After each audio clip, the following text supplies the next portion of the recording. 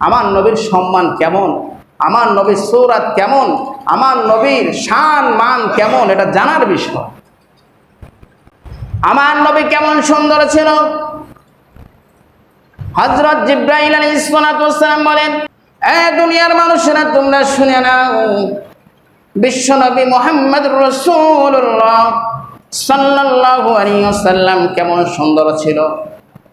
আমি হযরত আদম পয়গম্বরকে দেখেছি জান্নাতের মধ্যে, আমি হযরত নূহ আলাইহিস সালামকে দেখেছি কিশতির মধ্যে, আমি হযরত ইউনূস নবীকে দেখেছি মাছের পেটের মধ্যে, আমি হযরত ইউসুফকে দেখেছি, আমি হযরত ঈসা পয়গম্বরকে দেখেছি, আমি পৃথিবীর সব পয়গম্বরদেরকে আমি আল্লাহ রাব্বুল আলামিনের অর্ডার পেয়ে আমি সব পয়গম্বরদেরকে দেখেছি।